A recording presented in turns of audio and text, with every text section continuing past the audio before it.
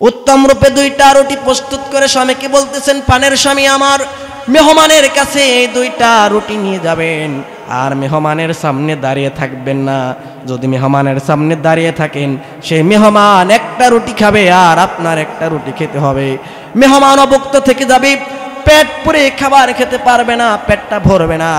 এই জন্য দুইটা রুটি সামনে দিয়ে আপনি চলে আসবেন। ঘরের রুমের লাইট আমরা দুইজনে মিলে অফ করে দিয়ে আমরা খাবার খেয়েছি এমন একটা ভান ধরে শুয়ে থাকবো, রাত্রি যাপন করব। তাই করলেন, ঘরের লাইটটা বন্ধ করে দিয়ে খাবার খেয়েছেন এমন একটা ভান ধরে সারা রাত পার করলেন। ফজরের নামাজের জন্য ওই সাহাবী চলে যাবেন। সঙ্গে সেই তালহা রাদিয়াল্লাহু তাআলা আনহুর সঙ্গে মেহমানকে সঙ্গে করে নিয়ে মসজিদের দিকে চলে গেলেন, নামাজ আদায় করলেন। সাহাবায়ে কেরাম যখন নামাজ শেষ করে বাড়ির দিকে রওনা হয়েছেন, এমন সময় নবীজি ডাকলেন, ও তালহারে, আমার কাছে তুমি চলে আসো। তালহা রাদিয়াল্লাহু তাআলা আনহু ভয়ে থরথর করে কাঁপতেছিলেন আর বলে উঠলেন, ইয়া রাসূলুল্লাহ, ইয়া হাবিবাল্লাহ, যে মেহমান সঙ্গে দিয়েছিলেন, আমার তো মন বলছে মেহমানের কদর ভালোভাবে আমি করতে পারি নাই। নবীজি বললেন, তালহারে, উল্টা কথা বলো কেন? গত রাত্রে তুমি আর তোমার স্ত্রী মিলে যে কাজটা করেছ, গোটা জীবনের শ্রেষ্ঠ আমল তোমরা গোটা রাত্রে করেছ। বলেন সুবহানাল্লাহ।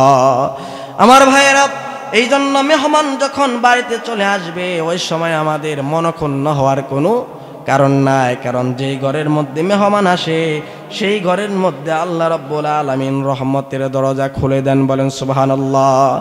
মেহমান দেখলে আমরা খুশি হব না বেজার হব? আলহামদুলিল্লাহ পড়ব না নাউজুবিল্লাহ পড়ব? আলহামদুলিল্লাহ পড়তে হবে। কারণ নবীজির হাদিস, যে ঘরের মধ্যে মেহমান বেশি আসে, সেই ঘরের মধ্যে আল্লাহ রাব্বুল আলামিন রহমতের ফেরেশতা নাজিল করে দেন। বলেন সুবহানাল্লাহ। আমার ভাইয়েরা, মনক্ষুণ্ণ হওয়ার কোনো কারণ নাই।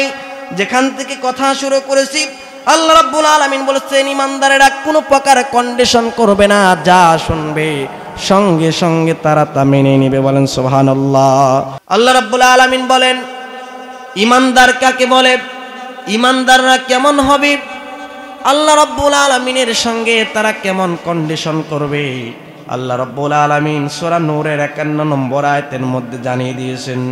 আল্লাহ রাব্বুল আলামিন বলেন, ইন্নামা কানা কওলাল মুমিনিনা ইযা দুউ ইলাল্লাহি ওয়া রাসূলিহি লিয়াহকুমা বাইনাহুম আন ইয়াকুলু সামি'না ওয়া আতা'না ওয়া উলাইকা হুমুল মুফলিহুন। জোরে বলুন আল্লাহু আকবার। আল্লাহ রাব্বুল আলামিন বলেন, ইমানদাররা কেমন হবে? সুন্দর করে সূরা নূরের 51 নম্বর আয়াতের মধ্যে আল্লাহ রাব্বুল আলামিন জানিয়ে দিলেন, ইমানদারদের সামনে যখন আল্লাহ এবং রাসূলের নাম উচ্চারণ করা হবে, যখন কোনো বিচার কার্যের ব্যাপারে আল্লাহ এবং রাসূলকে নিয়ে কোনো কথা বলা হবে, ওই সময় ইমানদারেরা কোনো প্রকার কন্ডিশন না করে তারা বলবে, যা শুনলাম সঙ্গে সঙ্গে তা মেনে নিলাম। জোরে বলেন সুবহানাল্লাহ। ইমানদার কখনো কোনো কন্ডিশন ছুড়ে মারবে না, যা শুনবে সঙ্গে সঙ্গে তা মেনে নিবে। এরকম আর একটা আয়াতের মধ্যে আল্লাহ রাব্বুল আলামিন সুন্দর করে বলেন, আমানার রাসূলু বিমা উনজিলা ইলাইহি মির রাব্বিহি ওয়াল মুমিনুন কুল্লুন আমানা বিল্লাহি ওয়া মালাইকাতিহি ওয়া কুতুবিহি ওয়া রুসুলিহি লা নুফাররিকু বাইনা আহাদিম মির রুসুলিহি ওয়া ক্বালু সামি'না ওয়া আতা'না গুফরানাকা রাব্বানা ওয়া ইলাইকাল মাসির। জোরে বলুন আল্লাহু আকবার। ইমানদাররা কি করবে? যাকাতকে ফরজ করা হয়েছে, যাকাতকে তারা জরিমানা মনে করবে না। সুদকে হারাম ঘোষণা করা হয়েছে, সুদকে তারা হারাম জানবে, সুদকে তারা হালাল মনে করবে না। সুদকে হারাম করা হয়েছে, সুদকে হারাম জানবে। জেনাকে হারাম করা হয়েছে, জানার ধারের কাছেও যাবে না। কিন্তু আমার সমাজের মধ্যে আজকে দেখা যায় বিবাহকে কঠিন করে দেওয়া হয়েছে আর জেনাকে সহজ করা হয়েছে। ঠিক কিনা বলে? জেনাকে আজকাল সহজ করে দেওয়া হয়েছে আর বিবাহকে কঠিন করে দেওয়া হয়েছে। আপনি জেনা করবেন, সমাজের মধ্যে পাপ সরিয়ে যাবে, সমাজের মধ্যে রোগগুলো সরিয়ে যাবে। অনেক সময় দেখা যায় সমাজের মধ্যে বিভিন্ন রোগ আমাদেরকে আঘাত হানে। করোনা চলে গেল, করোনার পর আর একটা রোগ আসলো ওমিক্রন। ওমিক্রন আমার দেশে একটা ট্যাবলেট আছে গ্যাসের বড়ি, তার নাম হলো ওমিক্রন। আর সে দেশের মানুষ ওমিক্রনে আক্রান্ত হয়ে যায় আর আমার বাংলাদেশের মানুষ ওমিক্রন ট্যাবলেট খায়। ঠিক কিনা বলে? ওমিক্রন একটা গ্যাসের বড়ির নাম। সে দেশের মানুষ আক্রান্ত হয় আর আমার দেশের মানুষ ওমিক্রন খায়। ঠিক কিনা বলে? কত সাহসী আমরা, তাই না? ওই দেশের মানুষ ওমিক্রনে আক্রান্ত হচ্ছে আর আমার দেশের মানুষ ওমিক্রন ট্যাবলেট খাচ্ছে। আমার ভাইয়েরা, আপনি পাপ করবেন, পাপ আপনাকে পাকড়াও দিয়ে ধরবে। আপনি জেনা করবেন, সমাজের মধ্যে রোগ ছড়িয়ে যাবে। আপনি পাপ করবেন, পাপ আপনাকে পাকড়াও দিয়ে ধরবে। কোরআনকে আপনি প্রশ্ন করেন, কোরআন সমাজের মধ্যে কেন রোগ ব্যাধিগুলো ছড়িয়ে যাচ্ছে, পাপ কেন সমাজের মধ্যে ছড়িয়ে যাচ্ছে? আল্লাহ রাব্বুল আলামিন সুন্দর করে জানিয়ে দিবেন। কুরআনুল কারীমের মধ্যে আল্লাহ রাব্বুল আলামিন বলেন, বালা মান কাসাবা সাইয়্যাতান ওয়া আহাতাত বিহি খাতিআতুহু উলাইকা আসহাবুন নার হুম ফিহা খালিদুন। জোরে বলুন আল্লাহু আকবার। তুমি পাপ করবা, পাপ তোমাকে পাকড়াও করে ধরবে। তুমি গুনাহ করবা, গুনাহ তোমাকে পাকড়াও করে ধরবে। আমার দেশের যেই মানুষ দেখবেন নিয়মিত নেশা করে, সেই মানুষকে দেখলেই বোঝা যায় এই লোকটা হলো নেশা করে। ঠিক কিনা বলে? আপনি ধূমপান করবেন, ধূমপানের একটা আলামত চেহারার মধ্যে আছে না নাই? আসতে বলবেন না, আছে না নাই? আপনি নিয়মিত মদ পান করবেন, আপনার চেহারার দিকে নজর করলেই বোঝা যাবে এই লোকটা নেশা করে। ঠিক কিনা? নেশাকে হারাম করা হয়েছে, জেনাকে হারাম করা হয়েছে, সুদকে হারাম করা হয়েছে, ঘুষকে হারাম করা হয়েছে। এগুলোর ধারের কাছেও মুসলমান যেতে পারে না। আপনি গুনাহ করছেন, আল্লাহর কাছে তওবা করেন, আল্লাহর কাছে দোয়া করে বলেন, রব্বানা যালামনা আনফুসানা ওয়া ইল্লাম তাগফির লানা ওয়া তারহামনা লানাকুনান্না মিনাল খাসিরিন। জোরে বলুন আল্লাহু আকবার। আল্লাহকে বলেন, রব্বুল আলামিন, আমি আমার নফসের উপর জুলুম করেছি, আপনি আমাকে মাফ করে দেন। আর আল্লাহ যদি আপনাকে মাফ না করেন তাহলে তো আপনি জালিমদের কাতারে শামিল হয়ে যাবেন। ঠিক না? ক্ষতিগ্রস্তদের কাতারে আপনি শামিল হয়ে যাবেন। এই জন্য আল্লাহর কাছে বলতে হবে, রব্বুল আলামিন, নফসের উপর জুলুম করেছি, আপনি আমাকে ক্ষমা করে দেন, আপনি আমাকে মাফ করে দেন। আর আল্লাহ রব্বুল আলামিনের কাছে আপনাকে সারেন্ডার করতে হবে। বলেন সুবহানাল্লাহ। হযরত ইব্রাহিম আলাইহিস সালাতু ওয়াস সালামকে যখন বলা হয়েছিল, আল্লাহ রাব্বুল আলামিন বলেন, ইব্রাহিম আলাইহিস সালাতু ওয়াস সালামকে বলা হয়েছিল, ওয়া ইয ক্বালা রাব্বুহু আসলিম ক্বালা আসলামতু লিরাব্বিল আলামিন। ইব্রাহিমকে বলা হয়েছিল, ইব্রাহিম তুমি আত্মসমর্পণ করো। ইব্রাহিম আলাইহিস সালাতু ওয়াস সালাম কোনো প্রকার কন্ডিশন না করে তিনি আত্মসমর্পণ করে নিয়েছিলেন। সুবহানাল্লাহ। পড়ে মুমিন কখনো কন্ডিশন করতে পারে না যে এটা করলে এটা করব, আমার যদি এটা হয়ে যায় আমি এই কাজটা করব। মুসলমান যারা প্রকৃত মুমিন তারা কোনোদিন কন্ডিশন করতে পারে না। ঠিক কিনা বলে? কোনো প্রকার কন্ডিশন না করে তারা কি করবে? আল্লাহ রাব্বুল আলামিনের আনুগত্য করবে, আল্লাহর সামনে তারা সারেন্ডার করবে। কারণ আল্লাহর কাছে কেন আমরা সারেন্ডার করব না? আল্লাহ পাক আমাকে কি দান করেন নাই? এই যে দুইটা হাত দিয়েছেন, চক্ষু নামক দুইটা নিয়ামত দান করেছেন, একটা কিডনি দিয়েছেন, দুইটা কিডনি আল্লাহ দিয়েছেন। একটা কিডনি যদি অকেজো হয়ে যায় আর একটা কিডনি দিয়ে মানুষ দুনিয়ার জমিনে বেঁচে থাকে। ঠিক কিনা বলে? মানুষের দেহের মধ্যে কিডনি আছে না নাই? 2টা কিডনি কে দিয়েছেন? কিডনি যখন ড্যামেজ হয়ে যায় ওই সময় দেখবেন ডায়ালাইসিস করতে হয়, হয় কি না? ডায়ালাইসিস মেশিনের ওজন হচ্ছে 100 কেজি। কত কেজি? 100 কেজি। যাদের কিডনি ড্যামেজ হয়ে যায় তারা ডায়ালাইসিস করে। ডায়ালাইসিস মেশিনের ওজন 100 কেজি। আর আমার আপনার দেহের মধ্যে আল্লাহ রাব্বুল আলামিন 2টা কিডনি দিয়েছেন। এই 2টা কিডনির ওজন হচ্ছে 200-400 গ্রাম। জোরে বলেন সুবহানাল্লাহ। 100 কেজি মেশিনের সেই কাজ আমার আপনার দেহের মাত্র 200-400 গ্রাম কিডনি করতেছে। জোরে বলেন সুবহান। আমার ভাইয়েরা, আল্লাহ রাব্বুল আলামিন আমাকে আপনাকে কি দান করেন নাই? কত সুন্দর 2টা চক্ষু দিয়েছেন, কত সুন্দর 2টা কিডনি দিয়েছেন। আল্লাহ রাব্বুল আলামিন দেখার জন্য চক্ষু দিলেন, হাঁটার জন্য পা দান করলেন, ধরার জন্য আল্লাহ রাব্বুল আলামিন 2টা হাত দান করলেন। অন্য কোথাও যাওয়ার প্রয়োজন নাই। আপনি আপনার দেহের দিকে নজর করেন আর গবেষণা করেন মানব দেহের মধ্যে ডিএনএ আছে না নাই? বলেন, আসতে বলবেন না। মানব দেহের ডিএনএ আছে না নাই? মানুষ যখন মৃত্যুবরণ করে, আত্মহত্যা যখন মানুষ করে, ওই লাশ নিয়ে যদি থানার মধ্যে রিপোর্ট জমা হয়ে যায় দেখবেন সেই মানুষটার ডিএনএ টেস্ট করতে হয়, হয় কিনা বলেন? মানব দেহের ডিএনএ আছে না নাই? এই ডিএনএ দৈর্ঘ্য হচ্ছে, আজকের মেডিকেল সায়েন্স বলছে, এই পৃথিবী থেকে সূর্যের দূরত্ব হচ্ছে 9,30,00,000 মাইল। কত? 9,30,00,000 মাইল পৃথিবী থেকে সূর্যের দূরত্ব। এই পৃথিবী থেকে সূর্য পর্যন্ত 9,30,00,000 মাইল দূরের সূর্যকে আমার আপনার দেহের সেই ডিএনএ দিয়ে 50 বার পেছানো যাবে। জোরে বলেন সুবহানাল্লাহ। দৈর্ঘ্য মনে হয় কম হয়ে গেল। জোরে বলেন সুবহানাল্লাহ। অন্য কোথাও যাওয়ার আপনার দরকার নাই। আপনি আপনার দেহ নিয়ে আপনি একটু গবেষণা করেন, একটু চিন্তা করলে আপনি পেয়ে যাবেন।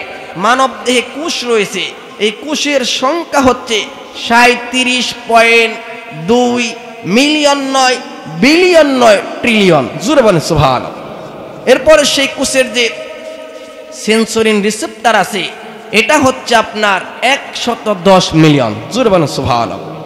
এরপরে মানব দেহের যেই লোহিত রক্তকণিকা আরবিসি, যারা মেডিকেল সায়েন্স নিয়ে লেখাপড়া করে তারা বুঝতে পারবে, লোহিত রক্তকণিকা এটার সংখ্যা হচ্ছে 30 ট্রিলিয়ন। জোরে বলেন সুবহানাল্লাহ।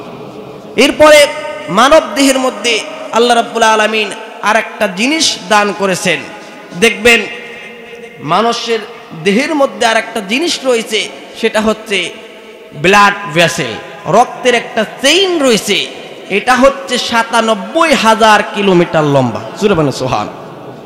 আমরা যখন ওয়াজ শুনি, গজল শুনি, পকেটের মধ্যে একটা ইয়ারফোন রাখার পর মাত্র 1.5 থেকে 2 হাত লম্বা, সেই 1.5 থেকে 2 হাত লম্বা সেই ইয়ারফোন কিছুক্ষণ পর পকেট থেকে বের করলে দেখবেন একটা প্যাচ লেগে যায়, লাগে কি না? পকেট থেকে কিছুক্ষণ পর ইয়ারফোন বের করলে একটা প্যাচ লাগে না? আমার ভাইয়েরা, আল্লাহ রাব্বুল আলামিন আমার আপনার দেহের মধ্যে যেই ব্লাড ভেসেল দিয়েছেন এটা হলো 97,000 কিলোমিটার লম্বা। কোনো দিন সেটার মধ্যে কোনো প্যাচ লাগে নাই। বলেন সুবহানাল্লাহ। যদি প্যাচ লাগতো আমি আপনি বাঁচতে পারতাম না। দুনিয়ার জমিন থেকে আমাকে আপনাকে বিদায় নিয়ে চলে যেতে হতো। এই জন্য আল্লাহ রাব্বুল আলামিন বলে, বান্দারে আমি তোমাকে কি দেই নাই, একটাবার তুমি তোমার দেহের দিকে নজর করো, তোমার দেহের মধ্যে আমি কত কিছু দিয়েছি। এরপরে অধিকাংশ মানুষ বলে আল্লাহ রাব্বুল আলামিন তো আমাকে কোনো কিছুই দেয় নাই। এই যে অক্সিজেন গ্রহণ করতেছি, অক্সিজেনের কোনো বিল দেওয়া লাগতেছে না, বিনামূল্যে আল্লাহ রাব্বুল আলামিন আমাকে আপনাকে অক্সিজেন দান করেছেন। এই অক্সিজেনের যদি বিল দেওয়া লাগতো এই পৃথিবীর একটা মানুষ বাঁচতে পারতো না। ঠিক কি না বলেন? আল্লাহ বলে, বান্দারে তোমার সামনে আমি একটা কোরআন দিয়েছি, কোরআন দিয়ে তুমি তোমার সামাজিক জীবন, পারিবারিক জীবন, রাষ্ট্রীয় জীবন পরিচালনা করো। কোরআন হাদিস ফলো করে তুমি চলাচল করো রে বান্দা। আমার ভাইয়েরা, এই পৃথিবীতে কেউ যদি কোরআন এবং ইসলামের বিপক্ষে কোনো কথা বলে, সেটা আমার যদি বাপ হয়ে যায় তাকেও আমরা ছেড়ে দেব না। ঠিক কিনা বলে? কিছুদিন আগে দেখলাম একজন খুব লাফালাফি করলো, বলে হুজুরকে দেখলেই বলে টুপিওয়ালা, দাড়িওয়ালা, নানান খারাপ ভাষায় মন্তব্য করলো, শেষ পর্যন্ত দেখা গেল এয়ারপোর্টেও তার জায়গা হয় নাই। আমার ভাইয়ের, আপনাদেরকে আমি একটা প্রশ্ন করতে চাই, আমার দেশে নেতা বেশি না কর্মী বেশি? বলেন, আসতে বলবেন না, নেতা বেশি না কর্মী বেশি? নেতার সংখ্যা বেশি। মসজিদে যখন ঢুকি, মসজিদে নেতা কয়জন? মসজিদে নেতা কয়জন থাকে? একজন থাকে। লক্ষ মুসল্লিও যদি নামাজ আদায় করে, নেতা কয়জন? একটা মাত্র নেতা থাকে, সেই জায়গায় কোনো গন্ডগোল নাই। ঠিক কিনা বলেন? এদেশের নেতাদেরকে নামাজ থেকে শিক্ষা গ্রহণ করতে হবে। ঠিক কিনা বলেন? যেই নেতা নামাজ না পড়বে তাকে আমরা কান ধরে চেয়ার থেকে নামিয়ে দেব। ঠিক কিনা বলেন? এদেশের স্বাধীনতার স্থপতি বঙ্গবন্ধু শেখ মুজিবুর রহমান তিনি বলেছিলেন, যে দেশের মানুষ হালের বলদ বিক্রি করে হজ করতে যায়, সে দেশে ইসলাম ছাড়া অন্য কিছু থাকতে পারে না। ঠিক কিনা বলেন? বঙ্গবন্ধু শেখ মুজিবুর রহমান একদিন আফসোস করে বলেছিলেন, গাজীপুর থেকে এক সবজি চাষি তার সঙ্গে সকালবেলায় দেখা করার জন্য টাটকা কিছু সবজি নিয়ে গিয়েছেন। ধানমন্ডির 32 নম্বরে দারোয়ান সেখান থেকে বলতেছেন, নেতার সঙ্গে দেখা করা যাবে না, নেতার সঙ্গে দেখা করতে গেলে প্রটোকল মেইনটেইন করতে হবে, তুমি চলে যাও, দেখা করা যাবে না। নেতা দুতলা থেকে দেখে বলতেছে, ওকে ঢুকতে দাও। ঢুকতে দেওয়া হলো। খাবার দাবার শেষ করে যখন বিদায় দেওয়া হবে, নেতা বলতেছে, তুমি যেহেতু কষ্ট করে এসেছো সকালবেলায়, তোমাকে আমি এই যে 20টা টাকা উপহার দিচ্ছি। সেই লোকটা বলতেছে, নেতা আপনাকে তো মহব্বত করি, ভালোবাসি, সবজি বিক্রি করতে তো আমি আসি নাই, অসম্ভব ব্যাপার, এই 20 টাকা আমি নিতে চাই না। লোকটা যখন দুতলা থেকে নেমে আসতেছিলেন, এমন সময় নেতা বলতেছে দারোয়ানকে, হয়তো লজ্জায় পরে 20 টাকা নেয় নাই, তুমি এই 20টা টাকা ওই লোকটার হাতের মধ্যে ধরিয়ে দাও। সেই দারোয়ান দুতলা থেকে নিচতলায় নেমে এসে সেই লোকটাকে বলতেছে, নেতা তোমাকে 10টা টাকা দান। 10টা টাকা দিয়েছে। কয় টাকা? নেতা দিল কয় টাকা? 20 টাকা। নিচে নামতে নামতে কয় টাকা হলো? 10 টাকা। কমিশন কয় পার্সেন্ট? 50%। কয় পার্সেন্ট? 50%। সেই লোকটা বলতেছে, অসম্ভব ব্যাপার, আমি তো সবজি বিক্রি করতে আসি নাই, অসম্ভব, এই টাকা আমি নিবই না, চলো আমি আবার নেতার কাছে যাব। নেতার কাছে গিয়ে বলতেছি, নেতা আমি আপনাকে মহব্বত করি বিদায় এই সবজি নিয়ে এসেছি, আমি তো সবজি বিক্রি করতে আসি নাই, এই নেন আপনার 10 টাকা। কয় টাকা? নেতা মাথায় হাত দিয়ে বললেন, যে দেশে দুতলা থেকে নিচতলায় নামতে নামতে 20 টাকা 10 টাকা হয়ে যায়, সে দেশের মানুষের কি উন্নয়ন আমি করব? বক্তব্যগুলো আছে না নাই? আফসোস করে অনেক কথা বলেছিলেন, আমার ডানে চোর, বামে চোর, সামনে চোর, পেছনে চোর, সেই চোরেরা এখনো দেশে আছে না নাই? এগুলো সব বন্ধ হয়ে যাবে। জিকির করতে হবে কার? আসতে বলবেন না, জিকির করতে হবে কার? আমার ভাইয়েরা, নেতৃত্ব কাকে বলে একটু মনোযোগ সহকারে কথাগুলো শুনতে হবে আমাদের। একটু ইতিহাসের দিকে চলে যাচ্ছি, কারণ ইতিহাসের দিকে না গেলে আপনারা বুঝতে পারবেন না। আলেম ক্লাসে প্রভাষক যখন ক্লাস নেয়, তার সামনে এক ক্লাসের ছাত্র ছাত্রী থেকে যায়। ক্লাস 10-এ শিক্ষক যখন ক্লাস করতে যায়, এক ক্লাসের ছাত্র ছাত্রী পেয়ে যান। আর আমরা এমন শিক্ষকতা করি, আমাদের সামনে ছোট থেকে বড় পর্যন্ত সবাই বসে থাকে। একটু ইতিহাস না বললে আপনারা বুঝতে পারবেন না। হযরত ওমর রাদিয়াল্লাহু তাআলা আনহুর শাসনামলে তিনি কি করলেন? হযরত সাঈদ বিন আমিরকে দায়িত্ব দিয়ে দিলেন, ও সাঈদ, তোমাকে আমি দায়িত্ব দিচ্ছি, তুমি সেই হিম চঞ্চলের গভর্নর তোমাকে আমি নিয়োগ দিলাম। হিম চঞ্চলের মানুষের ব্যবহারগুলো অত্যন্ত ভালো, সেই জায়গায় গিয়ে তুমি গভর্নরের দায়িত্ব পালন করবে। সেখানে তাকে দায়িত্ব দেওয়া হলো, দায়িত্ব পালন করলেন। 6 মাস যেতে না যেতে হিম অঞ্চলের লোকেরা আমিরুল মুমিনিন হযরত ওমর রাদিয়াল্লাহু তাআলা আনহুর কাছে অভিযোগ নিয়ে আসলেন। এসে বলতেছেন, আমিরুল মুমিনিন, কেমন লোককে আপনি গভর্নর নিযুক্ত করেছেন? সেই লোক এমন এমন কিছু অপরাধ করেছে, তার বিপক্ষে, তার বিরুদ্ধে আজকে আমরা 4টা অভিযোগ নিয়ে এসেছি।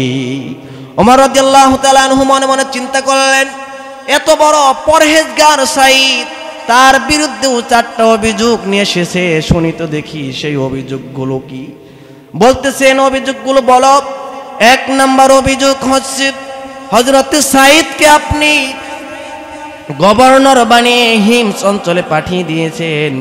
সাইদ তো প্রত্যেক সাইদের 4টা বড় বড় অভিযোগ নিয়ে এসেছি। 1 নাম্বার তার বিরুদ্ধে অভিযোগ হলো সে প্রত্যেক দিন অফিসে আসতে দেরি করে, অফিস আসতে দেরি করে। 2 নাম্বার হলো প্রত্যেক সপ্তাহে 1 দিন করে অফিস করে না। 3 নাম্বার অভিযোগ হলো 1 নাম্বার হচ্ছে দেরি করে আসে, 2 নাম্বার হলো সপ্তাহে 1 দিন অফিস করে না, 3 নাম্বার হলো মাগরিবের পর ঘরের দরজার মধ্যে নক করলে আর দরজা খোলে না। 4 নাম্বার অভিযোগ হলো মাঝে মাঝেই অফিসের মধ্যে সেন্সলেস হয়ে পড়ে যায়, মনে হয় মির্গি রোগ হয়েছে। এই 4টা অভিযোগ আমরা নিয়ে এসেছি। এই গভর্নর পরিবর্তন করে দেন আর নতুন একজন গভর্নর নিযুক্ত করে দেন। হযরত ওমর রাদিয়াল্লাহু তাআলা আনহু হযরত সাইদ বিন আমিরকে ডাকলেন, ডেকে বললেন, ও সাইদ।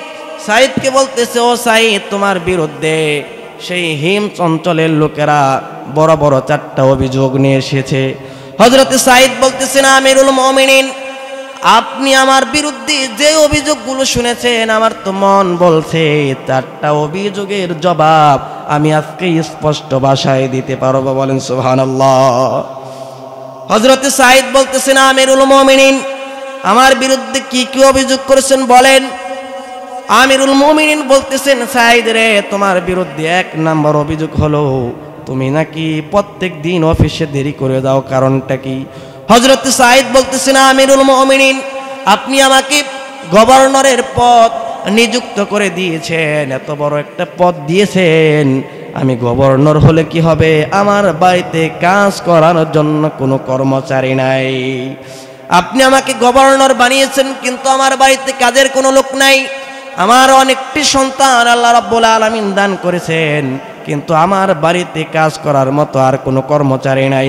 আমার স্ত্রী খাবার দাবার রান্না বান্না করেন, কষ্ট হয়ে যায় মনে করে আমি আমার স্ত্রী রান্না বান্নার কাজে একটু সাহায্য সহযোগিতা করি, এই জন্য প্রত্যেক দিন অফিসে আসতে আমার দেরি হয়ে যায়।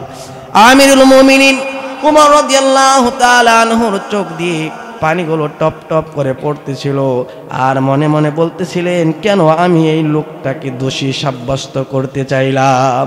তোমার বিরুদ্ধে 2 নাম্বার অভিযোগ করেছে, তুমি নাকি সপ্তাহে 1 দিন অফিস করো না, কারণটা কি?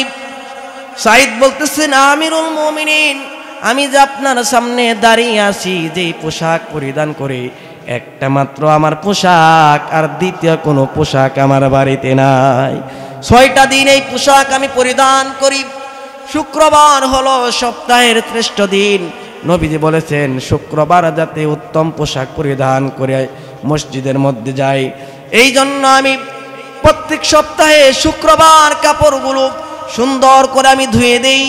কাপড় যখন শুকিয়ে যায় সেই শুকনা কাপড় পরিধান করে আমি জুমার নামাজে যাই, এই জন্য সপ্তাহে 1টা দিন আমি অফিস করতে পারি না।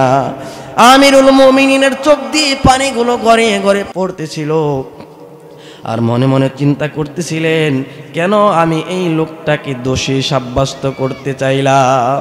3 নাম্বার অভিযোগ হলো আমিরুল মুমিনিন হযরতে ওমর রাদিয়াল্লাহু তাআলা আনহু বলতেছেন, তোমার বিরুদ্ধে 3 নাম্বার অভিযোগ হচ্ছে, 1 নম্বরে তুমি দেরি করে আসো, 2 নাম্বার 1টা দিন তুমি অফিস করো না, আর 3 নম্বরে মাগরিবের পর যখন তোমার দরজার মধ্যে নক করা হয় ওই সময় তুমি দরজা খোলো না। তিনি বলতেছেন, আমিরুল মুমিনিন, সকাল থেকে সন্ধ্যা পর্যন্ত মানুষকে আমি সময় দেই।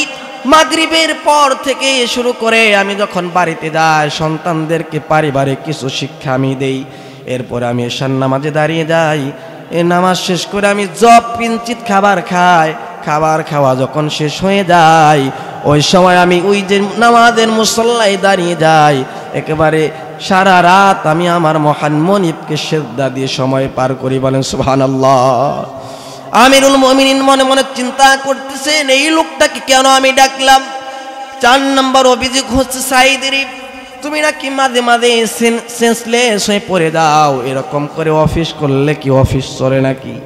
হযরতে সাইদ বলতেছেন, আমিরুল মুমিনিন, আপনি তো জানেন না আমাদের ভাই হযরতে খুবাইব রাদিয়াল্লাহু তাআলা আনহু, আমি যখন ইসলাম কবুল করি নাই, যখন আমি দিন কবুল করি নাই, কাফের ছিলাম, ওই অবস্থায় আমি দেখতে পেয়েছি আমাদের ভাই হযরত খুবাইব রাদিয়াল্লাহু তাআলা আনহু তিনি যখন মক্কা থেকে হিজরত করে মদিনায় চলে গেলেন। মদিনায় যাওয়ার পর মদিনার উপকণ্ঠ থেকে তাকে আমরা একেবারে আটকে নিয়ে আসলাম, মদিনার জেলখানার মধ্যে আবদ্ধ করলাম, খাবার দাবার বন্ধ করে দিলাম, কোনোভাবেই কাজ হচ্ছে না।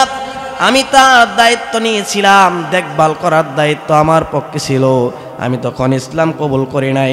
একদিন যখন তাকে দেখার জন্য জেলখানার কাছে গেলাম, দেখতে পেলাম সকালবেলায় ভোর সকালে ফজরের নামাজের আগ মুহূর্তে আল্লাহ পাকের কালাম তিলাওয়াত করে, আর আল্লাহ রাব্বুল আলামিন জান্নাত থেকে জান্নাতি আঙুরের সরাগুলো তার চোখের সামনে জ্বলিয়ে দেন। বলেন সুবহানাল্লাহ। জান্নাতি খাবারের ব্যবস্থা হয়ে যায়। সারা এলাকার মধ্যে এই নিউজটা ছড়িয়ে পড়ল, খুবাইবের আল্লাহ রাব্বুল আলামিন জান্নাতের খাবার খাওয়াচ্ছে। এভাবে তাকে আটকে রাখলেই তো চলবে না, শুলে কাষ্ঠে ঝুলিয়ে তাকে হত্যা করতে হবে। শুলে কাষ্ঠের দিকে হযরত খুবাইবকে নিয়ে যাওয়া হবে।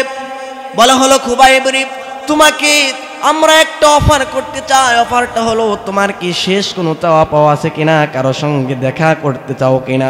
হযরত খুবাইব বলতেছেন, কারো সঙ্গে দেখা করার কোনো দরকার নাই, তোমরা আমাকে এক বদনা ভর্তি করে পানি দিয়ে দাও, উত্তম রূপে ওযু করতে চাই। উত্তম রূপে ওযু করে আমি আমার মহান মনিবের সঙ্গে সাক্ষাৎ করতে চাই। বলেন সুবহানাল্লাহ। এক বদনা পানি দেওয়া হলো, উত্তম রূপে ওযু বানালেন। উত্তম রূপে তিনি ওযু করার পরে নামাজের মুসল্লায় দাঁড়িয়ে গেলেন। এক রাকাত নামাজ লম্বা করলেন। দ্বিতীয় রাকাতের মধ্যে গিয়ে মনে মনে চিন্তা করলেন, নামাজটা যদি আমি লম্বা করে ফেলি, কাফের বেঈমানেরা বুঝতে পারবে, মনে মনে চিন্তা করবে খুবাইব মনে হয় মৃত্যুর ভয়ে নামাজটা লম্বা করতেছে। এই চিন্তা আসার পরে নামাজটা আমি শর্ট করলাম, ডান দিকে সালাম ফিরালাম, বাম দিকে সালাম ফিরে নামাজ শেষ করলাম। হাত উঁচু করে আল্লাহর কাছে দোয়া করলাম, রব্বুল আলামিন, আজ থেকে 2 থেকে 3 মাস হয়ে যায় আমি আমার মহান মনিবের সঙ্গে সাক্ষাৎ, আমি আমার রসুলকে দেখতে পাই না। ও দয়ার মালিক আল্লাহ, আপনি আমার রসুলকে আমার বিদায়ী সালামটা তার দরবারে পৌঁছিয়ে দিন। বলেন সুবহানাল্লাহ। দোয়া শেষ করে শুলে কাষ্ঠের দিকে খুবাইব দৌড়ে দৌড়ে যাচ্ছে। কাফের মুশরিকরা বলতেছে, ওরে খুবাইব, মৃত্যুর কথা শুনলে মানুষ কান্না করে, আর তুমি দেখতে পাচ্ছি দৌড়ে দৌড়ে শুলে কাষ্ঠের দিকে যাচ্ছ। মৃত্যুর কি তোমার ভয় নাই? তোমার কি মৃত্যুর কোনো টেনশন নাই? মৃত্যুর কোনো চিন্তা নাই? হযরতে খুবাইব বলতেছে, ও কাফেররা রে, ও মুশরিকরা রে, তোমরা তো বুঝতে পারো নাই, আমার আল্লাহ রাব্বুল আলামিন আমার চোখের সামনে 8টা জান্নাতের দরজা খুলে খুলে দিচ্ছেন। বলেন সুবহানাল্লাহ। শুলে কাষ্ঠের দিকে দৌড়ে দৌড়ে চলে গেলেন। কাফেররা অফার করতেছে, ওরে খুবাইব, শেষ একটা অফার তোমাকে করছি, যেই জায়গায় তোমাকে ধরে আনা হয়েছে, আটক করা হয়েছে, এই জায়গায় যদি তোমার পরিবর্তে তোমার নবী মুহাম্মদ রাসূলুল্লাহ সাল্লাল্লাহু আলাইহি ওয়াসাল্লামকে আমরা ধরে এনে মারধর করি, তাহলে কি তোমার সহ্য হবে? হযরত খুবাইব মুখের মধ্যে কয়েক মিনিট পরে থুতুগুলো জমা করলেন। এক পর্যায়ে সেই কাফেরের গায়ের মধ্যে থুতু নিক্ষেপ করলেন আর বললেন, ও কাফেরারা রে, তোমরা আমার নবীকে মারবা দূরের কথা, আমার নবীজির গায়ের একটা পশমের ক্ষতি হবে, সেটা আমি খুবাইব তোমাকে হালে ছেড়ে দেব না। বলেন সুবহানাল্লাহ। কাফের খুবাইবকে ধরে ডান হাতের মধ্যে আঘাত হানলেন, মুস্কি মুস্কি হাসি, বাম হাতের মধ্যে আঘাত হানলেন, সে আওয়াজ দিয়ে দিয়ে হাসতেছে। বুক বরাবর তরবারি মেরে দেওয়া হলো, বুক ছিদ্র হয়ে পিঠ দিয়ে বের হয়ে গেল। নেজা তরবারি দিয়ে মস্তককে ছিন্ন করে দুনিয়ার জমিন থেকে বিদায় করে দেওয়া হলো। হযরতে খুবাইব দুনিয়ার জমিন থেকে বিদায় হয়ে গেল। হযরতে সাইদ বলতেছেন, আমিরুল মুমিনিন, এই দৃশ্য যখন আমার চোখের সামনে ভেসে ওঠে, ওই সময় আমি মাঝে মাঝে সেন্সলেস হয়ে যাই। সুবহানাল্লাহ। আমিরুল মুমিনিন বলতেছেন, ও সাইদ, আমার ভুল হয়েছে, তুমি আমাকে মাফ করে দাও, আর তোমাকে শুধু এই জায়গায় রাখবো না, তোমাকে আমি প্রধান বিচারপতি নিযুক্ত করলাম। বলেন সুবহানাল্লাহ। বড় একটা পদ তাকে দেওয়া হলো। কেমন ছিল সাহাবায়ে কেরামের নেতৃত্ব? একবার আপনি হযরত ওমর রাদিয়াল্লাহু তাআলা আনহুর দিকে নজর করলে আপনি বুঝতে পারবেন হযরত ওমর রাদিয়াল্লাহু তাআলা আনহু একদিন একটা ঘোড়া ক্রয় করলেন, ঘোড়া কিনে নিলেন। ঘোড়া কিনে নেওয়ার পর 4 থেকে 5 মাইল যেতে না যেতে সে ঘোড়াটা অসুস্থ হয়ে পড়ল। ঘোড়া কেনার পর যদি অসুস্থ হয়ে যায়, সেই অসুস্থ ঘোড়ার দায়ভার কিন্তু কোনো বিক্রেতা নেবে না, ঠিক কিনা বলেন? হযরত ওমর রাদিয়াল্লাহু তাআলা আনহু একদিন একটা ঘোড়া কিনলেন। কেনার পরে 4 থেকে 5 মাইল যেতে না যেতে ঘোড়াটা অসুস্থ হয়ে পড়ল। অসুস্থ হওয়ার পর ঘোড়া নিয়ে এসে বিক্রেতার কাছে এসে বলতেছে, ও বিক্রেতা, কেমন ঘোড়া তুমি আমাকে দিয়েছ? এই অসুস্থ ঘোড়া আমি নিতে চাই না, তুমি তোমার ঘোড়া ফেরত দাও, আমার টাকা ফেরত দিয়ে দাও। বিক্রেতা বলতেছে, আমিরুল মুমিনিন, এই অবিচার আপনি করতে পারেন না। আমি আপনাকে অসুস্থ ঘোড়া দেই নাই, আপনাকে তো আমি সুস্থ ঘোড়া দিয়েছি। আমিরুল মুমিনিন বলতেছেন, তুমি তো আমাকে অসুস্থ ঘোড়া দিয়েছো, তুমি তোমার ঘোড়া ফেরত নাও, আমার টাকা ফেরত দিয়ে দাও। লোকটা বলতেছে, আমি তো আপনাকে সুস্থ ঘোড়া দিয়েছি। আমিরুল মুমিনিন বলতেছেন, তাহলে চলো আমরা বিচারকের কাছে যাই।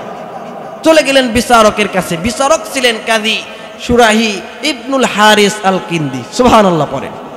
তিনি 60 বছর বিচারকের আসনে ছিলেন। কত বছর? 60 বছর। 117 বছর হায়াত পেয়েছিলেন। জোরে বলেন সুবহানাল্লাহ।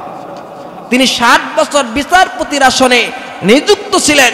তার কাছে যখন আমিরুল মুমিনিন চলে গেলেন, তাকে দেখেই চেয়ার থেকে নেমে গেলেন, দাঁড়িয়ে গিয়ে বলতেছেন, আমিরুল মুমিনিন, আপনি কেন আমার আদালতে এসেছেন বলেন।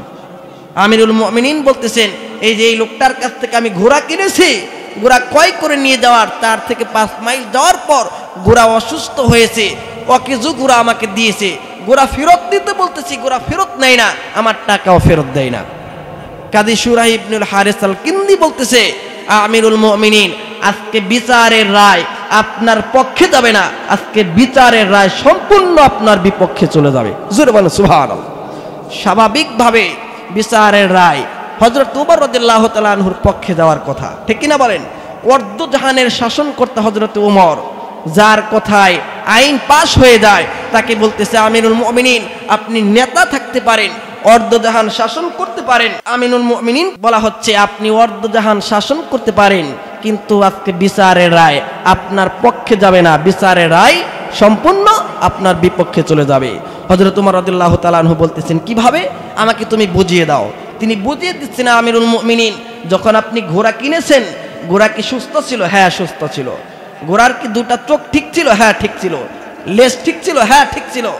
বলতেছেন, আমিরুল মুমিনিন, আপনি যেখানে সুস্থ আছেন, 5 মিনিট পর যে আপনি ইন্তেকাল করবেন না, তার কি কোনো গ্যারান্টি আছে? না, তার কোনো গ্যারান্টি নাই। তাহলে আজকে বিচারের রায় আপনার পক্ষে যাবে না, আজকে বিচারের রায় সম্পূর্ণ আপনার বিপক্ষে চলে যাবে। জোরে বলেন সুবহানাল্লাহ। আমিরুল মুমিনিন তাকে সেই বিচারের আসন থেকে নামিয়ে তাকে প্রধান বিচারপতি নিযুক্ত করেছেন। বলেন সুবহানাল্লাহ। বিচারের রায় তার বিপক্ষে চলে যায়, কিন্তু তাকে প্রধান বিচারপতি নিযুক্ত করা হয়। আর আমার দেশে যদি বিচারের রায় একজনের বিপক্ষে চলে যায়, তাহলে দেখবেন তাকে তো প্রধান বিচারপতি বানাবে দূরের কথা, তাকে পাগল বানিয়ে ছাড়ে, ঠিক কিনা বলে? যে একজন বিচারক যদি আমার দেশে একজনের বিপক্ষে রায় দিয়ে দেয়, তাকে তো প্রধান বিচারপতি বানাবে দূরের কথা, তাকে পাগল বানিয়ে ছাড়ে, ঠিক কিনা বলেন? আর আমিরুল মুমিনিন তিনি কি করলেন? তার বিপক্ষে বিচারের রায় চলে গেল, কিন্তু তাকে প্রধান বিচারপতি বানালেন। জুড়ে বলেন সুবহানাল্লাহ। আবার সেই বিচারক কাজী শুরাহি ইবনুল হারিস আল কিন্দি হযরতে আলী রাদিয়াল্লাহু তাআলা আনহুর বিরুদ্ধে বিচারের রায় দিয়েছেন। জুড়ে বলেন সুবহানাল্লাহ। হযরতে আলী রাদিয়াল্লাহু তাআলা আনহু তিনি ছিলেন আমার নবীজির বড় জামাই না ছোট জামাই? নবীজির মেয়ে ফাতেমাকে বিবাহ করেছিলেন। ধনী জামাই না গরিব জামাই? আসতে বলবেন না। আলী রাদিয়াল্লাহু তাআলা আনহু ছিলেন নবীজির ধনী জামাই না গরিব জামাই? গরিব জামাই ছিলেন। আর আজকের বাবারা দেখবেন, মেয়ে বিবাহ দিতে গেলে মেয়ের জন্য পাত্র খোঁজে ধনী না গরিব? ধনী ছেলে খোঁজে। আজকের যুবকেরা আমাকে বলে, হুজুর বিয়ে করতে পারে না, আমার সম্পত্তি নাই, টাকা নাই দেখে আমার বিয়ে হচ্ছে না। আজকের বাবারা মেয়ে বিবাহ দিতে গেলে দেখে আগে টাকা আছে কিনা, গাড়ি আছে কিনা, বাড়ি আছে কিনা, মিল ফ্যাক্টরি আছে কিনা, কিন্তু তাকওয়া দেখে না, ঠিক কিনা বলেন? আর নবীজি নিজের মেয়েকে বিবাহ দিয়েছেন ধন সম্পত্তি দেখেন নাই, বাড়িঘর দেখেন নাই, দেখেছেন তাকওয়া। জোরে বলেন সুবহানাল্লাহ।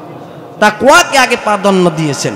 নবীজির মেয়ে ফাতেমাকে বিবাহ দিবেন, সাহাবায়ে কেরাম আসতেছেন প্রস্তাব নিয়ে, ধনী ধনী সাহাবীরা আসতেছেন, সুন্দর সুন্দর চেহারাওয়ালা যুবক আসতেছে, বলতেছেন নবীজির কাছে অফার করতেছেন নবীজির মেয়ে ফাতেমাকে বিবাহ করার জন্য। নবীজি তাদেরকে ডিজেলাও করে দিচ্ছেন। নবীজি অপেক্ষা করতেছেন হযরতে আলী কখন আসবে। জোরে বলেন সুবহানাল্লাহ। হযরতে আলীর জন্য অপেক্ষা করতেছেন। সাহাবায়ে কেরাম বলতেছেন, ভাই আলী রে, আমরা নবীজির মেয়েকে বিবাহ করার জন্য প্রস্তাব দিয়েছি, কারো প্রস্তাবকে নবীজি অ্যাকসেপ্ট করেন নাই, তুমি চলে যাও, তোমার প্রস্তাবকে নবীজি অ্যাকসেপ্ট করবেন। হযরতে আলী বলতেছেন, ভাইরা আমার, তোমাদের এত ধন সম্পত্তি, সুন্দর চেহারা, তোমাদেরকে নবীজি অ্যালাউ করেন নাই, আর আমি প্রস্তাব নিয়ে গেলে আমার তো বাড়িঘর নাই, টাকা পয়সা নাই, আমাকে কোনোদিন নবীজি পছন্দ করবেন না। সাহাবায়ে কেরাম বললেন, ভাই আলী, আপনি চলে যান না, একটু গিয়ে প্রস্তাবটা দিয়ে দেখেন না কেন। হযরতে আলী চলে গিয়েছেন। যাওয়ার পর নবীজির সামনে দাঁড়িয়ে আছেন। নবীজি বলতেছেন, আলী রে, তুমি কি কোনো কিছু বলতে চাচ্ছ? হযরতে আলী বলতেছেন, ইয়া রাসূলুল্লাহ, কি যে বলবো বুঝতে পারছি না, কি যে বলবো বুঝতে পারছি না। নবীজি বললেন, আলী রে, তুমি কি আমার মেয়েকে বিবাহ করতে চাও? হযরতে আলী বলতেছেন, ইয়া রাসূলুল্লাহ, যদি দেন তাহলে করা যায়। জোরে বলেন সুবহান। যদি আপনার মেয়েকে আমার কাছে বিয়ে দেন তাহলে আমি বিয়ে করতে রাজি আছি। হযরতে নবী করিম সাল্লাল্লাহু আলাইহি সাল্লাম বললেন, আলী রে, তুমি যে আমার মেয়েকে বিবাহ করবা, তোমার কি টাকা আছে? হযরতে আলী বলতেছেন, ইয়া রাসূলুল্লাহ, টাকা থাকবে কোথায়, আমার তো ঘর বাড়ি নাই। নবীজি বললেন, তাহলে আমার মেয়েকে যে তুমি বিবাহ করবা, মোহরানা দিবা কোন জায়গা থেকে, তোমার কাছে কি আছে? হযরতে আলী বলতেছেন, ইয়া রাসূলুল্লাহ, এই যে দুইটা জিনিস, একটা ডাল আর একটা তরবারি, একটা ডাল আর একটা তরবারি। নবীজি বললেন, আলী রে, আসাদুল্লাহিল গালিবের হাতে তো থাকতে হবে তরবারি, তরবারি বিক্রি করা যাবে না। এই ডাল নিয়ে বাজারে যাও, ডাল বিক্রি করে নিয়ে আসো, এই ডালের টাকা দিয়ে তুমি মোহরানা আদায় করবা। জোরে বলেন সুবহানাল্লাহ। আজকে তো মনে হয় মোহরানা ধার্য করা হয় 2-3 টাকা, নাকি 2-3 টাকা ধার্য করে, 20 লাখ 30 লাখ 50 লাখ ধার্য করে মোহরানার টাকা, ঠিক কিনা বলেন? আর সাহাবায়ে কেরামের যুগে কুরআন শিক্ষার বিনিময়ে মোহরানা হয়ে গিয়েছে। জোরে বলেন সুবহানাল্লাহ। আমার ভাইয়েরা, হযরতে আলী চলে গেলেন বাজারে ডাল বিক্রি করার জন্য। দেখা হয়ে গেল নবীজির আরেক জামাই হযরতে ওসমান রাদিয়াল্লাহু তাআলা আনহুর সঙ্গে। ওসমান রাদিয়াল্লাহু তাআলা আনহু বলতেছেন, ভাই আলী রে, সকাল বেলায় তুমি কেন বাজারে এসেছো? হযরতে আলী বলতেছেন, ভাই ওসমান রে, আমি সকাল বেলায় বাজারে চলে এসেছি, আমার তো বিবাহ ঠিক হয়ে গিয়েছে, এই ডাল বিক্রি করার জন্য আমি সকাল বেলায় বাজারে চলে এসেছি। বলেন সুবহানাল্লাহ। তোমার বিবাহ কার সঙ্গে ঠিক হয়েছে? বলতেছেন, ও ভাই ওসমান রে, আপনার শালীর সঙ্গে আমার বিবাহ ঠিক হয়েছে। হযরত ওসমানের কাছে সেই ডালটা বিক্রি করলেন। বিক্রি করার পর টাকা নিয়ে যখন বাড়ির দিকে রওনা হলেন, হযরত ওসমান রাদিয়াল্লাহু তাআলা আনহু পেছন দিকে ডাকতেছেন, ভাই আলী রে, কিছুক্ষণ পর তুমি আমার বাইরে হতে যাচ্ছ, এই ডাল তোমাকে দিয়ে দিলাম, উপহার স্বরূপ দিয়ে দিলাম। ডাল নিয়ে টাকা নিয়ে বাড়ির দিকে চলে আসতেছিলেন। এমন সময় যখন কাছাকাছি চলে এসেছেন, নবীজি দূর থেকে লক্ষ্য করলেন হাতের মধ্যে ডাল রয়েছে। নবীজি বললেন, আলী রে, আমার মন বলছে তুমি মনে হয় ডাল বিক্রি করতে পারো নাই। আলী বলতেছেন, ইয়া রাসূলুল্লাহি, ইয়া হাবিবাল্লাহি, ডাল তো আমি বিক্রি করেছি। ডাল বিক্রি করলে কিভাবে তোমার হাতে ডাল থাকে? তুমি তো ডাল বিক্রি করো নাই। হযরতে আলী বলতেছেন, ইয়া রাসূলুল্লাহ, ডাল এমন একজন লোকের কাছে বিক্রি করেছি, তিনি হলেন আপনার মেয়ের জামাই হযরতে উসমান। সুবহানাল্লাহ পড়ে। নবীজি বললেন, আলী রে, আমার 2টা মেয়েকে উসমানের কাছে বিবাহ দিয়েছি, একটা মেয়ে মৃত্যুর পর আর একটা মেয়েকে বিবাহ দিয়েছি। আমার মেয়ের জামাইকে যে আমি দাওয়াত দিব, সেই দাওয়াত দেওয়ার সুযোগ তুমি আমাকে দিলে না। জোরে বলেন সুবহানাল্লাহ। হযরতে আলীর সঙ্গে ফাতেমার বিবাহ হয়ে গেল। বিবাহ দেওয়ার সময় নবীজি ফাতেমাকে বললেন, ফাতেমা রে, তোমাকে আমি একটা ওসিয়ত করছি, এমন একটা ছেলের হাতে তোমাকে আমি তুলে দিচ্ছি, তোমাকে ওসিয়ত করে যাচ্ছি, মৃত্যুর দিন পর্যন্ত তোমার স্বামীর বিপক্ষে বিরুদ্ধে যেন কোনো অভিযোগ না শুনি। বলেন সুবহানাল্লাহ। হযরতে ফাতেমা রাদিয়াল্লাহু তাআলা আনহা কোনোদিন স্বামীর বিরুদ্ধে কোনো অভিযোগ করেন নাই। একদিন নবীজি ফাতেমার ঘরের ভিতর ঢুকলেন। ফাতেমা রাদিয়াল্লাহু তাআলা আনহা সেদিন বসে বসে নামাজ আদায় করতেছিলেন।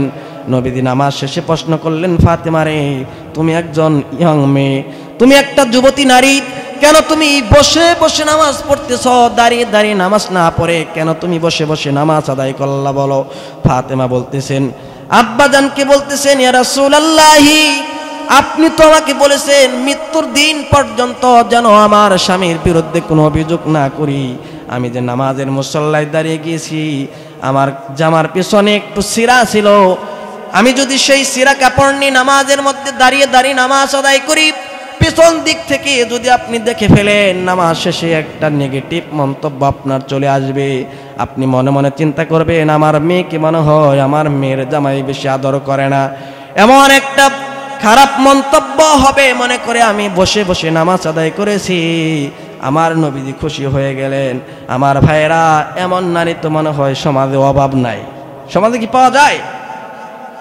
নবীজি মনে ক্ষুণ্ণ হবেন যে আমার মেয়েকে মনে হয় কাপড় দেয় না, কষ্ট দেয়, দামি দামি কাপড় দেয় না, সিরা কাপড় পরে নামাজ আদায় করতেছেন। নবীজি দেখবেন বিদায় তিনি বসে নামাজ আদায় করলেন। জোরে বলেন সুবহানাল্লাহ।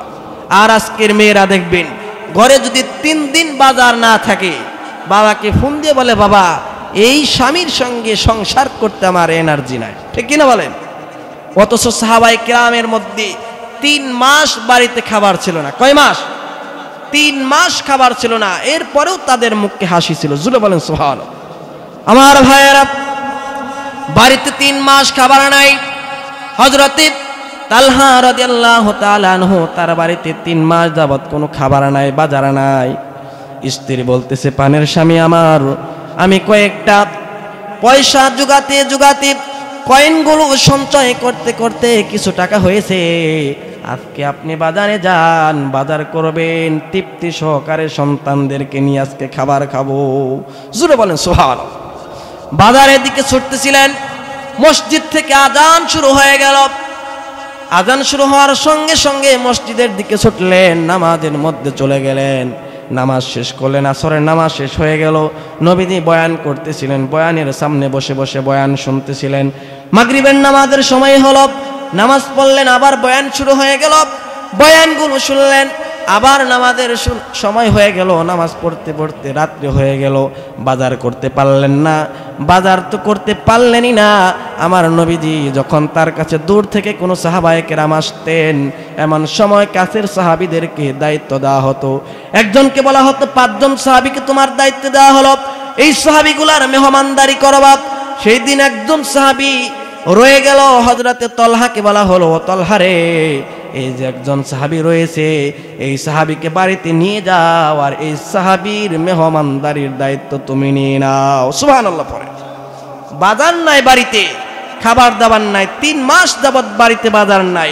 নবীজি একটা মেহমানকে সঙ্গী বানিয়ে দিলেন, আর বললেন, এই মেহমানকে বাড়িতে নিয়ে যাও, মেহমানকে তুমি সুন্দর করে মেহমানদারি করবা, কদর করবা। জোরে বলেন সুবহানাল্লাহ। এমন দৃশ্য যদি আমার আপনার বাড়িতে হয়, একবার কি চিন্তা করেছেন কি হতে পারে? বাড়িতে 3 মাস বাজার নাই, বাড়িতে যদি একটা মেহমান নিয়ে যায়, স্ত্রী কি খুশি হওয়ার কথা না বেজার হওয়ার কথা? আসতে বলবেন না, খুশি হবে না বেজার হবে? বেজার হবে। কিন্তু যখন মেহমান সঙ্গে নিয়ে চলে গেলেন বাড়িতে, মেহমান দেখার পর সালাম বিনিময় করলেন। আগে স্ত্রীকে সালাম দিয়ে বললেন, স্ত্রী রে, মেহমান বাড়িতে নিয়ে এসেছি, বাজার করতে পারি নাই, খালি ব্যাগ নিয়ে বাড়িতে ফিরে এসেছি, মেহমানকে উত্তম রূপে মেহমানদারি করতে হবে। নবীজি পাঠিয়ে দিয়েছেন। স্ত্রী বললেন, পানের স্বামী আমার, চিন্তার কোনো কারণ নাই, কারণ যেই বাড়িতে মেহমান আসে সেই বাড়িতে আল্লাহ রাব্বুল আলামিনের রহমত নাজিল হয়ে যায়। জোরে বলেন সুবহানাল্লাহ। স্ত্রী বললেন, টেনশন করবেন না, ওই যে একটা তুষের বস্তা দেখা যায়, ওই বস্তা একটু নামিয়ে আমার হাতের মধ্যে দেন। তুষের বস্তা হাতের মধ্যে দেওয়া হলো। তুষ থেকে চালতে চালতে, চালনি দিয়ে চালতে চালতে কিছু খুদ বের হয়ে আসলো, জবের কিছু খুদগুলো বের হয়ে আসলো। খুদগুলো কি পাটার মধ্যে ফিসতে ফিসতে কিছু আটা হয়ে গেল, কিছু গুড়ি যখন হয়ে গেল, সেইগুলোকে খামির বানালেন, 2টা রুটি প্রস্তুত করলেন। উত্তম রূপে 2টা রুটি প্রস্তুত করে স্বামীকে বলতেছেন, পানের স্বামী আমার, মেহমানের কাছে এই 2টা রুটি নিয়ে যাবেন আর মেহমানের সামনে দাঁড়িয়ে থাকবেন না। যদি মেহমানের সামনে দাঁড়িয়ে থাকেন, সেই মেহমান একটা রুটি খাবে আর আপনার একটা রুটি খেতে হবে। মেহমান অভুক্ত থেকে যাবে, পেট পুরে খাবার খেতে পারবে না, পেটটা ভরবে না। এই জন্য 2টা রুটি সামনে দিয়ে আপনি চলে আসবেন। ঘরের রুমের লাইট আমরা 2 জনে মিলে অফ করে দিয়ে আমরা খাবার খেয়েছি এমন একটা ভান ধরে শুয়ে থাকবো, রাত্রি যাপন করব। তাই করলেন, ঘরের লাইটটা বন্ধ করে দিয়ে খাবার খেয়েছেন এমন একটা ভান ধরে সারা রাত পার করলেন। ফজরের নামাজের জন্য ওই সাহাবী চলে যাবেন। সঙ্গে সেই তালহা রাদিয়াল্লাহু তাআলা আনহুর সঙ্গে মেহমানকে সঙ্গে করে নিয়ে মসজিদের দিকে চলে গেলেন, নামাজ আদায় করলেন। সাহাবায়ে কেরাম যখন নামাজ শেষ করে বাড়ির দিকে রওনা হয়েছেন, এমন সময় নবীজি ডাকলেন, ও তালহারে, আমার কাছে তুমি চলে আসো। তালহা রাদিয়াল্লাহু তাআলা আনহু ভয়ে থরথর করে কাঁপতেছিলেন আর বলে উঠলেন, ইয়া রাসূলুল্লাহ, ইয়া হাবিবাল্লাহ, যে মেহমান সঙ্গে দিয়েছিলেন, আমার তো মন বলছে মেহমানের কদর ভালোভাবে আমি করতে পারি নাই। নবীজি বললেন, তালহারে, উল্টা কথা বলো কেন? গত রাত্রে তুমি আর তোমার স্ত্রী মিলে যে কাজটা করেছ, গোটা জীবনের শ্রেষ্ঠ আমল তোমরা গোটা রাত্রে করেছ। বলেন সুবহানাল্লাহ। আমার ভাইয়েরা, এই জন্য মেহমান যখন বাড়িতে চলে আসবে, ওই সময় আমাদের মনক্ষুণ্ণ হওয়ার কোনো কারণ নাই। কারণ যেই ঘরের মধ্যে মেহমান আসে, সেই ঘরের মধ্যে আল্লাহ রাব্বুল আলামিন রহমতের দরজা খুলে দেন। বলেন সুবহানাল্লাহ। মেহমান দেখলে আমরা খুশি হব না বেজার হব? আলহামদুলিল্লাহ পড়বো না নাউজুবিল্লাহ পড়বো? আলহামদুলিল্লাহ পড়তে হবে, কারণ নবীজির হাদিস, যে ঘরের মধ্যে মেহমান বেশি আসে, সেই ঘরের মধ্যে আল্লাহ রাব্বুল আলামিন রহমতের ফেরেশতা নাজিল করে দেন। বলেন সুবহানাল্লাহ। আমার ভাইয়েরা, মনক্ষুণ্ণ হওয়ার কোনো কারণ নাই। যেখান থেকে কথা শুরু করেছি, আল্লাহ রাব্বুল আলামিন বলেছেন, ইমানদারেরা কোনো প্রকার কন্ডিশন করবে না, যা শুনবে সঙ্গে সঙ্গে তারা তা মেনে নেবে। বলেন সুবহানাল্লাহ। কোনো প্রকার কন্ডিশন মুসলমান করতে পারে না, বলবে যা শুনলাম সঙ্গে সঙ্গে আমরা মেনে নিলাম। মসজিদে আজান শুরু হয়ে যাবে, মসজিদে যাওয়ার দরকার আছে না নাই? আসতে বলবেন না, আছে না নাই? আজান শুরু হয়ে যাবে, মসজিদের দিকে আমরা চলে যাব। নামাজ নষ্ট করা যাবে না। কোন মুসলমান যদি নামাজ নষ্ট করে, ফাসাউফা ইয়ালকাউনা গাইয়া, আল্লাহ রাব্বুল আলামিন বলেছেন, যদি কোনো মুসলমান নামাজ নষ্ট করে ফেলে, তাকে শুধু জাহান্নাম দেব না, জাহান্নামের গয় নামক গর্তের মধ্যে নিক্ষেপ করব। বলেন নাউজুবিল্লাহ। আমার ভাইরা, এই জন্য আমরা কেউ নামাজ নষ্ট করতে যাব না। নামাজের বিষয় আল্লাহ রাব্বুল আলামিন অসংখ্য জায়গায় বয়ান করেছেন। আমার ভাইরা, যেখান থেকে আমি কথা শুরু করেছি, প্রথম আয়াতের মধ্যে আল্লাহ রাব্বুল আলামিন 2টা কাজের মেসেজ দিয়েছেন। কয়টা কাজ? আসতে বলবেন না, কয়টা কাজ? 1 নাম্বার হলো সামি'না আতা'না, 1 নাম্বার হলো যা শুনবো, 2 নাম্বার হলো সঙ্গে সঙ্গে আমরা তা মেনে নেব। সেকেন্ড আয়াতের মধ্যে আল্লাহ রাব্বুল আলামিন বলেন, وَمَن يُطِعِ اللَّهَ وَرَسُولَهُ وَيَخْشَ اللَّهَ وَيَتَّقْهِ فَأُولَئِكَ هُمُ الْفَائِزُونَ। জোরে বলুন আল্লাহু আকবার। আল্লাহ রাব্বুল আলামিন এখানে বলেছেন 1 নাম্বার আনুগত্য করতে হবে আল্লাহ রাব্বুল আলামিনের। 2 নাম্বার হলো মুহাম্মাদুর রাসূলুল্লাহ সাল্লাল্লাহু আলাইহি ওয়াসাল্লামের। আর 3 নাম্বার হলো সমাজের যারা নেতা হবে, সেই নেতার কথা মানব। সেই নেতা হতে হবে নামাজি নেতা না বেনামাজি নেতা? নামাজি নেতা না বেনামাজি নেতা? আমার দেশের নেতাগুলো ম্যাক্সিমাম নামাজি না বেনামাজি? আসতে বলবেন না, নামাজি না বেনামাজি? বেনামাজি নেতাগুলো সমাজের মধ্যে ভরে গিয়েছে। এই জন্য তাকে আমরা নেতা হিসাবে গ্রহণ করব। যেই নেতা দেখব নামাজি, নামাজের কথা বলে, হজের কথা বলে, যাকাতের কথা বলে, সেই নেতার নেতৃত্ব মানব। আর যেই নেতার মধ্যে নামাজ নাই, রোজা নাই, মুখের মধ্যে দাড়ি নাই, সেই নেতাকে আমরা কেউ মানতে যাব না। ঠিক কিনা বলেন? নেতা যদি নামাজ পড়ে, একামতে দিনের পক্ষে কথা বলে, সেই নেতাকে আমরা গ্রহণ করব। আর নেতা যদি নামাজের কথা না বলে, সেই নেতার নেতৃত্ব আমরা কেউ গ্রহণ করব না। ঠিক কিনা বলে? আমার ভাইরা, তাহলে আমাদের নামাজটা নষ্ট করা যাবে না। নামাজ নষ্ট করলে আল্লাহ রাব্বুল আলামিন বলেছেন নামাজ নষ্ট হয় দুই ভাবে, একটা হলো নামাজ আদায় করে নষ্ট, আর একটা নামাজ আদায় না করে নষ্ট। নামাজ যদি নষ্ট করি আল্লাহ রাব্বুল আলামিন শুধু জাহান্নাম দেবেন না, জাহান্নামের গর্তের মধ্যে আল্লাহ রাব্বুল আলামিন নিক্ষেপ করবেন, বলেন নাউযুবিল্লাহ। তাহলে আমরা নামাজ পড়ব, খাদ্যে ভেজাল দেওয়া যাবে না। খাদ্যে ভেজাল দেওয়া কিছু মানুষ আমার দেশে আছে না নাই? খাদ্যে ভেজাল দেওয়া যাবে না। আমার ভাইয়েরা, নামাজটা মনোযোগ সহকারে আমাদের আদায় করতে হবে। নবীজি যখন ইন্তিকাল করবেন, ইন্তিকালের আগ মুহূর্তে কলিজার টুকরা সন্তানের কথা বলেন নাই, কলিজার টুকরা নাতির কথা নবীজি বলেন নাই। ইন্তিকালের আগ মুহূর্তে সর্বশেষ কথা নবীজি বলেছেন, তোমরা নামাজটা সুন্দর করে আদায় করো। ঠিক কিনা বলেন? আয়েশাকে বলেছেন, আয়েশা রে, ইন্তিকালের আগে সর্বশেষ একটা মেসেজ তোমাদেরকে দিয়ে যাচ্ছি। ও আয়েশা, শুনে নাও, তুমি আমার উম্মতদেরকে জানিয়ে দিও, আমার উম্মত যেন 5 ওয়াক্ত নামাজ কোনোদিন কাজা না করে। বলেন সুবহানাল্লাহ। আমার ভাইরা, আরেকটা পয়েন্ট আমাদের মিস হয়ে গিয়েছে, সেটা হলো সেই কাজী বিচারক হযরতে আলীর বিপক্ষে রায় দিয়েছেন, মনে আছে? বলতেছিলাম কাজী বিচারক একবার হযরতে উমর রাদিয়াল্লাহু তাআলা আনহুর বিরুদ্ধে রায় দিলেন, আর একবার রায় দিয়ে দিয়েছিলেন হযরতে আলী রাদিয়াল্লাহু তাআলা আনহুর বিরুদ্ধে।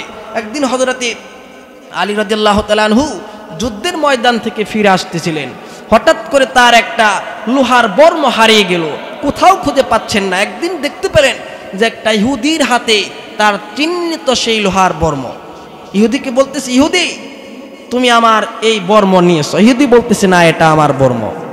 হযরত আলী রাদিয়াল্লাহু তাআলা আনহুর চিহ্নিত বর্ম দেখেই তিনি চিনতে পেরেছেন যে এটা আমার বর্ম।